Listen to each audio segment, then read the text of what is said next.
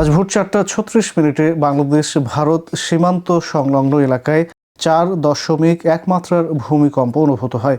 ভূমিকম্পটির উৎপত্তিস্থল ছিল সাতক্ষীরা শহর থেকে প্রায় 16 কিলোমিটার উত্তর পশ্চিমে।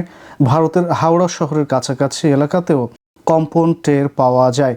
তবে এখন পর্যন্ত কোথাও প্রাণহানি বা স্থাপনার ক্ষয়ক্ষতির কোনো খবর পাওয়া যায়নি।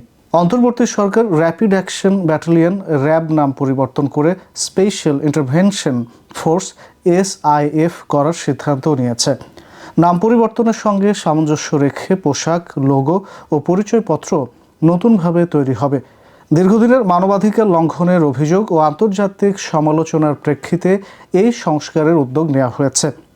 শীঘ্রই স্বরাষ্ট্র মন্ত্রণালয় থেকে সরকারি প্রজ্ঞাপন জারি করা হবে। আসন্ন নির্বাচন উপলক্ষে বিএনপির ভারপ্রাপ্ত চেয়ারম্যান তারেক রহমানকে রাষ্ট্রীয় টেলিভিশন বিটিভিতে ভাষণ দেওয়ার ব্যবস্থা করতে নির্বাচন কমিশন EC নির্দেশনা দিয়েছে।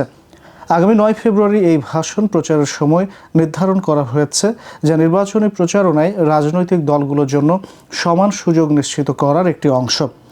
ECর এই সিদ্ধান্তকে বিশ্লেষকরা একটি গুরুত্বপূর্ণ নজির হিসেবে দেখছেন, যেখানে আবেদন সাপেক্ষে অন্যান্য দলগুলোকেও পর্যায়ক্রমে এ সুযোগ দেওয়া হবে।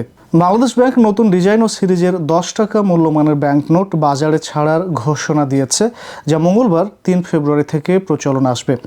বাংলাদেশের ঐতিহাসিক ও প্রত্নতাত্ত্বিক স্থাপত্য সিরিজের এ নোটে বায়তুল মোকাররম জাতীয় মসজিদের ছবি, জাতীয় ফুল শাপলা ও পেছনে গ্রাফিতি 2024-এর চিত্র রয়েছে এবং এতে আধুনিক নিরাপত্তা বৈশিষ্ট্য সংযোজন করা হয়েছে।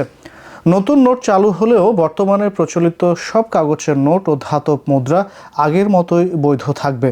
2016 সালে গাজীপুরে পাতাটেকে জঙ্গি নাটক সাজিয়ে 7 জনকে হত্যার অভিযোগে মানবতাবিরোধী অপরাধের মামলায় সাবেক ডিবি প্রধান হারুনুর রশিদ সহ 10 জনের বিরুদ্ধে আন্তর্জাতিক অপরাধ ট্রাইব্যুনালে ফরমাল চার্জ দাখিল করা হয়েছে।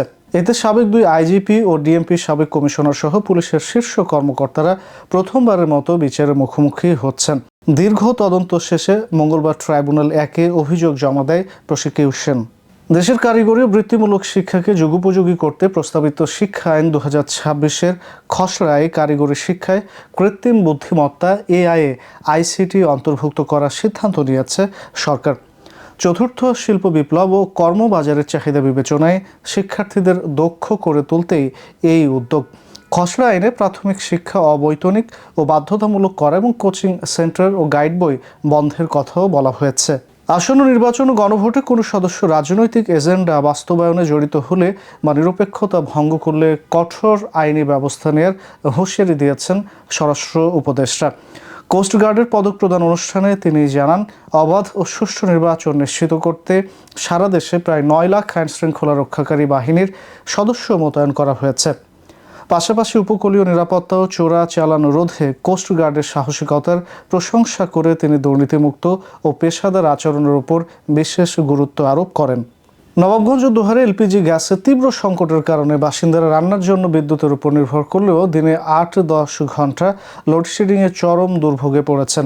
স্থানীয় পল্লী বিদ্যুৎ অফিসের মতে জাতীয় গ্রিড থেকে চাহিদার তুলনায় মাত্র 50-70% বিদ্যুৎ পাওয়ায় এই ঘাটতি তৈরি হয়েছে। রান্নাবান্না ও পানি উত্তোলনের মতো মৌলিক কাজে ব্যাঘাত ঘটায় সাধারণ মানুষের পাশাপাশি কর্মজীবীরাও আর্থিক ক্ষতির সম্মুখীন হচ্ছেন।